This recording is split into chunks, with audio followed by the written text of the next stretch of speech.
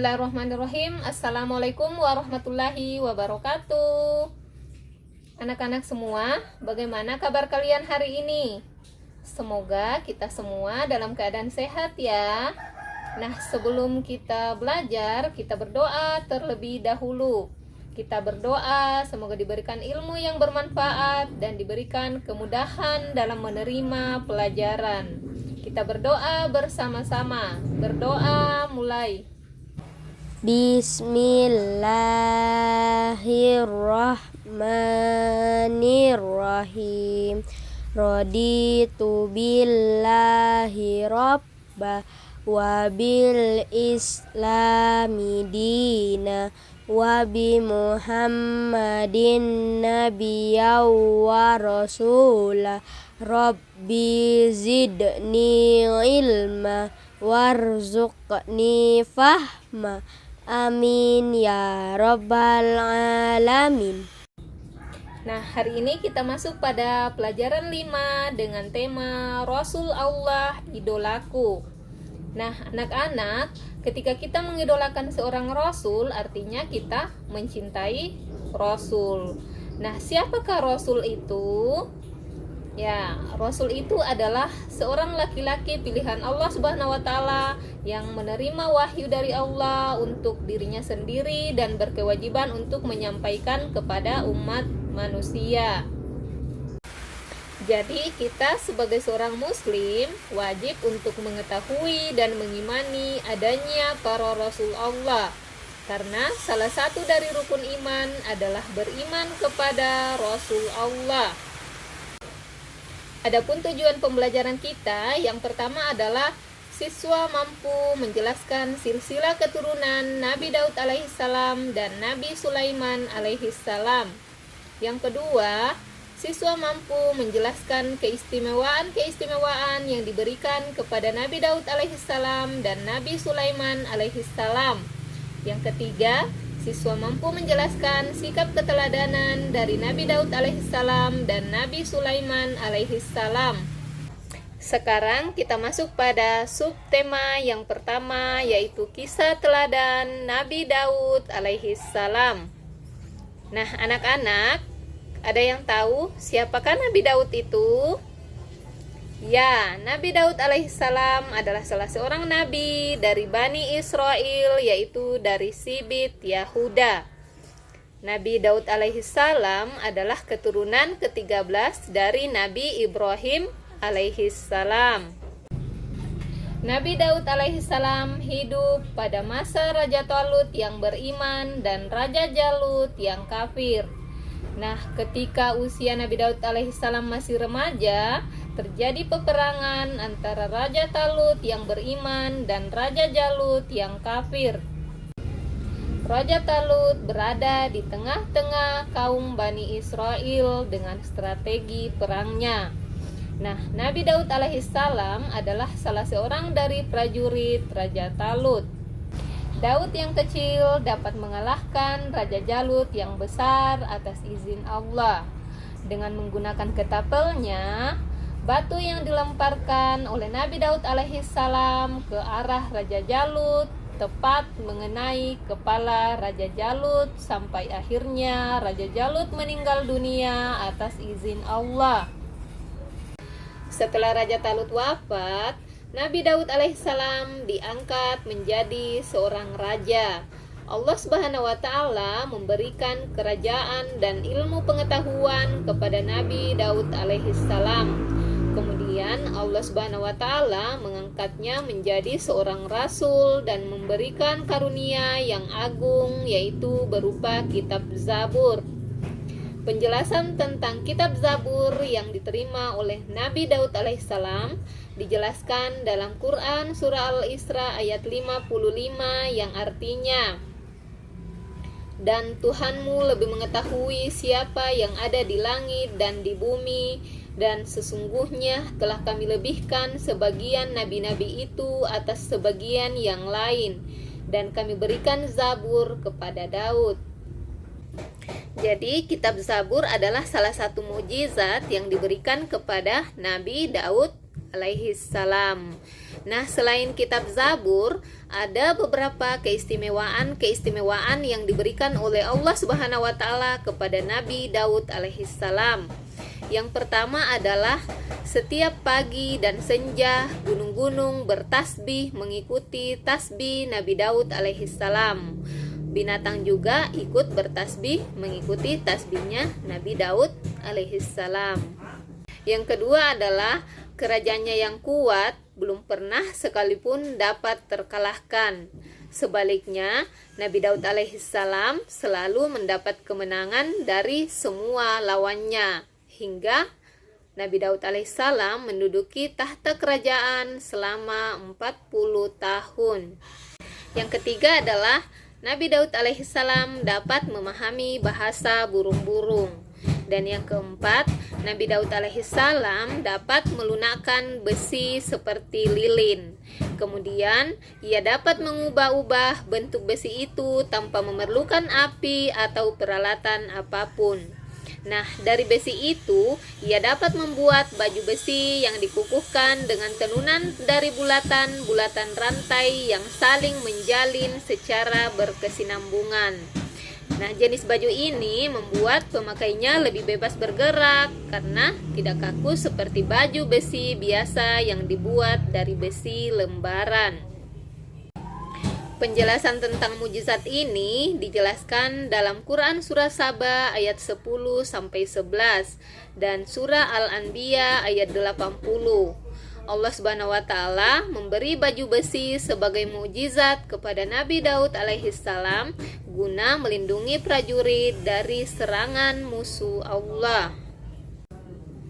Yang kelima adalah Nabi Daud alaihissalam memiliki keistimewaan berupa suara yang sangat merdu yang tidak ada bandingannya dari dahulu hingga sekarang. Nah, karena suaranya yang sangat merdu hingga gunung-gunung dan burung-burung ikut bertasbih mengikuti tasbih Nabi Daud alaihissalam.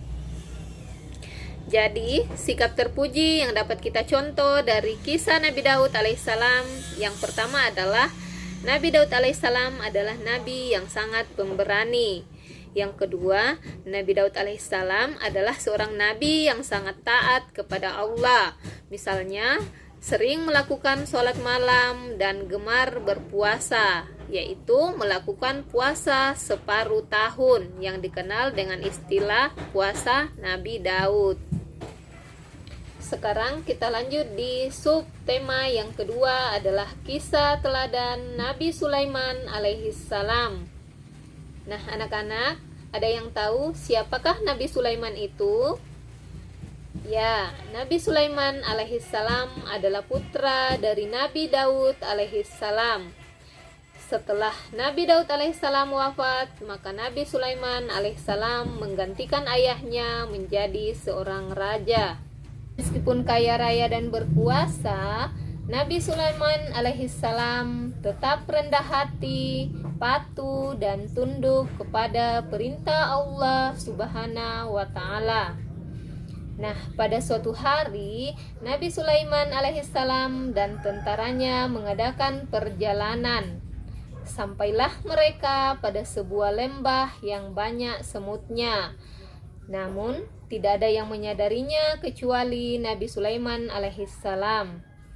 Lalu, pimpinan semut itu berkata, "Hai semut-semut, masuklah kalian ke dalam sarang kalian agar kita tidak terinjak oleh Raja Sulaiman dan tentaranya." Mendengar perkataan semut itu, Nabi Sulaiman alaihissalam lalu tersenyum dan tertawa. Kemudian Nabi Sulaiman alaihissalam menghentikan tentaranya dan menunggu semut-semut itu masuk ke dalam sarangnya. Nah, inilah salah satu mukjizat yang diberikan kepada Nabi Sulaiman alaihissalam, yaitu dapat mengerti bahasa binatang. Selain itu, mukjizat Nabi Sulaiman alaihissalam yang lainnya adalah Nabi Sulaiman alaihissalam dapat memerintah bukan hanya kepada manusia, melainkan juga dapat memerintah hewan, angin, dan jin. Sebagaimana dijelaskan dalam Quran Surah An-Naml ayat 17 yang artinya, dan diikutkan kepada Sulaiman tentaranya dari jin, manusia, dan burung. Lalu mereka diatur dengan tertib dalam barisan. Setelah itu, Nabi Sulaiman alaihissalam melanjutkan perjalanannya dan memeriksa tentaranya satu persatu. Setelah sampai di bangsa burung, Nabi Sulaiman alaihissalam merasa ada yang kurang. Nabi Sulaiman berkata, "Mengapa aku tidak melihat Hudhud dari tadi? Apakah dia tidak ikut dalam perjalanan kali ini?" Burung itu lalu menjawab, "Wahai Raja Sulaiman, sebenarnya tadi Hudhud ikut terbang bersama kita, namun sekarang ia menghilang entah kemana." Nabi Sulaiman berkata, "Awas saja kalau dia datang tanpa membawa alasan yang masuk akal, akan aku berikan hukuman." Tak lama kemudian burung hudhud pun datang. Burung hudhud ini adalah sejenis burung elang. Nabi Sulaiman berkata, "Dari mana saja kamu Hudhud?" Burung hudhud pun menjawab, "Wahai Raja Sulaiman, maafkan hamba karena telah tertinggal dari rombongan dan tersesat. Namun sebelum engkau menghukumku, sudahkah engkau mendengarkan kabar dariku terlebih dahulu?" Raja Sulaiman berkata, "Perihal apa Hudhud?"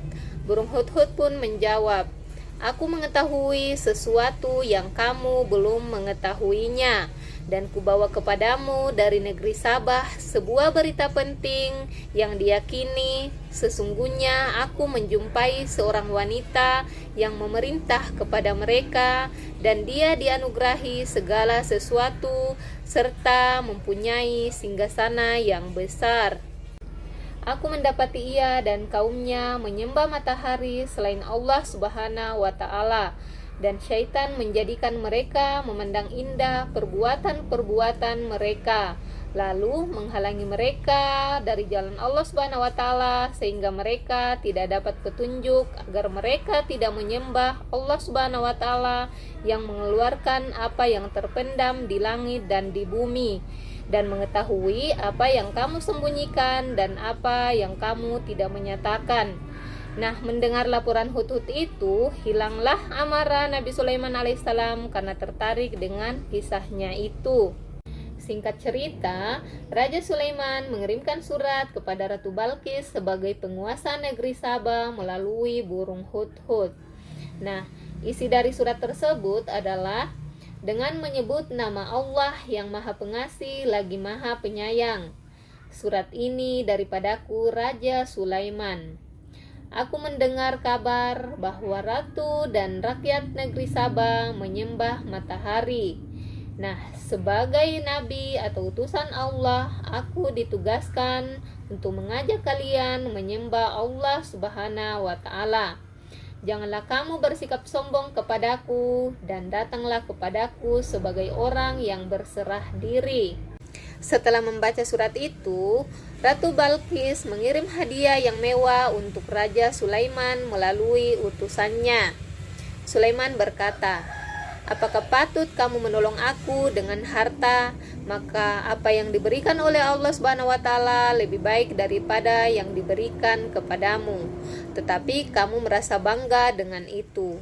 Kembalilah kepada mereka, sungguh kami akan mendatangi mereka dengan bala tentara yang mereka tak kuasa melawannya."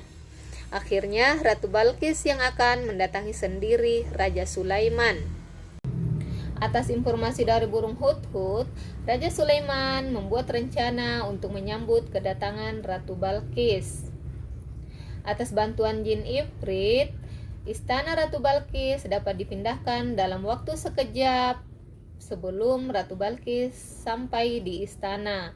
Nah, setelah Ratu Balqis sampai di istana, dia terheran-heran karena singgasananya sama dengan singgasana yang ada di negeri Sabah. Ratu Balqis terpesona dengan kerajaan yang dimiliki oleh Raja Sulaiman. Ia merasa tidak ada apa-apanya dibandingkan dengan Raja Sulaiman. Raja Sulaiman pun menuturkan bahwa semua itu adalah pemberian dari Allah Subhanahu wa Ta'ala sebagai pemilik alam semesta. Kemudian Ratu Balkis pun menyadari bahwa perbuatannya selama ini adalah salah. Akhirnya ia berserah diri kepada Raja Sulaiman, kepada Allah Subhanahu wa taala, Tuhan semesta alam. Adapun sikap teladan yang dapat kita contoh dari kisah Nabi Sulaiman alaihissalam adalah yang pertama, bersikap rendah hati. Jadi kita harus selalu bersikap rendah hati dengan segala kehebatan yang kita miliki, baik berupa kemampuan maupun kekayaan. Yang kedua, kita harus senantiasa bersyukur kepada Allah Subhanahu wa taala atas segala anugerah yang diberikan kepada kita. Kita harus ingat segala sesuatunya itu datangnya dari Allah dan suatu saat akan dimintai pertanggungjawaban. Yang ketiga, kita harus bersikap lemah lembut kepada semua makhluk ciptaan Allah. Dan yang keempat, kita harus senantiasa taat kepada Allah dan Rasul-Nya. Nah, anak-anak, setelah mendengarkan kisah Nabi Sulaiman, silakan kerjakan tugas berikut ini. Yang pertama adalah sebutkan silsilah keturunan Nabi Sulaiman alaihissalam. Yang kedua, sebutkan nama ratu yang memimpin negeri Saba. Yang ketiga, sebutkan 3 mukjizat yang diberikan kepada Nabi Sulaiman alaihissalam. Dan yang keempat, sebutkan 4 contoh sikap terpuji yang dapat kita teladani dari kisah Nabi Sulaiman alaihissalam. Nah, demikianlah materi kita pada hari ini. Kita tutup dengan ucapan hamdalah. Alhamdulillahirrabbilalamin. Wassalamualaikum warahmatullahi wabarakatuh.